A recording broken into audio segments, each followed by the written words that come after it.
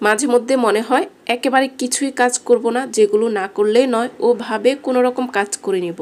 আজকেও আমার সাথে তেমনটা হয়েছে। শরীরটা অনেক অসুস্থ, রোজা রেখে কোনো রকম রান্নাবান্না করব, কিন্তু যখন কাজ শুরু করলাম কাজ যেন আর শেষই হচ্ছে না। যাই হোক, অসুস্থ শরীর নিয়ে সাধারণ কিছু রান্না করলাম এই যে মাটির পাতিলে।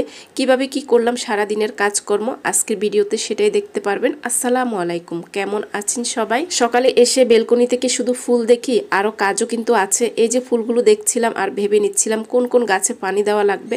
আর পানি দেওয়ার পরপর কিন্তু আরও কাজ আছে, যে পানিগুলো ড্রেনেজ হয়ে নিচে পড়ে যায়, বারান্দা একেবারে নোংরা হয়ে যায়। তাই সাথে সাথে বারান্দাটা আমি মুছতে পেলি, কষ্ট হলেও কাজটা করার পরে দেখুন কতটা শান্তি লাগছে। এই যে ক্লিন একটা বারান্দা, অনেক বেশি প্রশান্তির একটা জায়গা। যাই হোক, এরপর এক একটা রুম গুছিয়ে নিচ্ছি। এরপর চলে যাচ্ছি আরও একটা বেলকনিতে। এখানে অনেকগুলো কাপড় একেবারে শুকিয়ে যেন পুড়িয়ে যাচ্ছে, মানে এই কাজগুলো না করলে না, সেটাই করছি। তারপরও দেখুন একটার পর একটা কাজ। তারপরে বেলকনি থেকে কাপড়গুলো এনে ভাঁজ করে সব নির্দিষ্ট জায়গায় রেখে দেওয়া।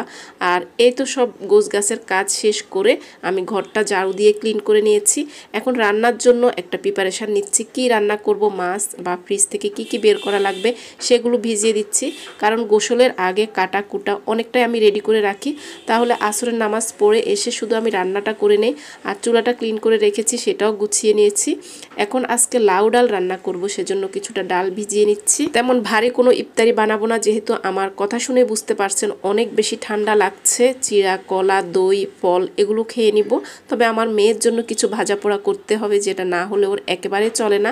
যাই হোক, লাউটা অনেক বেশি কচি ছিল, তারপরেও ডাল দিয়ে রান্না করব। আমার কেন জানি খেতে মন চাচ্ছে লাউ ডাল, তাই একটা সিলার দিয়ে পাতলা করে খোসা ছাড়িয়ে এরকম ছোট ছোট করে কেটে নিচ্ছি। লাউটা কেটে আমি প্রেসার কুকারে বসিয়ে দিয়েছি, একটা সিজ দিলেই হয়ে যাবে। আর পাশাপাশি ট্যাংরা মাছ দো পেঁয়াজু করবো, সেজন্য মাছগুলো ভেজে নিচ্ছি।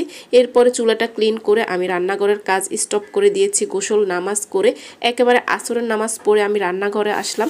যেহেতু ইফতারি বানানোর তেমন ঝামেলা নেই, শুধু এই রান্নাগুলো করলে হবে। এখানে মাটির কড়াইয়ে আমি ট্যাংরা মাছটা রান্না করে নিচ্ছি, মানে ভুনা ভুনা করে নিচ্ছি।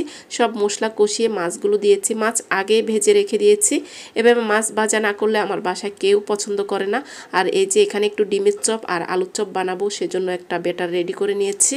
মশলার বক্সের কাজ শেষ, সেটা মুছে রেখে দিলাম। আর এই তো প্রেসার কুকারে যে শীষ দিয়ে রেখে দিয়েছি, একটা শীষ দেওয়া হয়েছে। এখন একটা মাটির পাতিলে নিয়ে কাঁচামরিচ, ধনিয়া পাতা, টমেটো দিয়ে একবার ফুটে উঠলে রান্নাটা হয়ে যাবে। পেঁয়াজ আর রসুন দিয়ে একটা বাগার দিয়ে নিচ্ছি। অনেক বেশি মজার হয়েছিল এই লাউটা। ছাদের নাগামরিচ দিয়ে খাওয়া হয়েছে, সাথে ঝাল ঝাল মাছের দো পেঁয়াজও। যাই হোক, রান্না শেষ। এখন এই যে আমার মেয়ের জন্য এই ভাজাভাজিগুলো করে নিচ্ছি। দেখুন না, যে কাজগুলো না করলেই নয় সেগুলো করলাম, তারপরেও কাজের কোনো শেষ নেই। আজকে পর্যন্তই। আল্লাহ।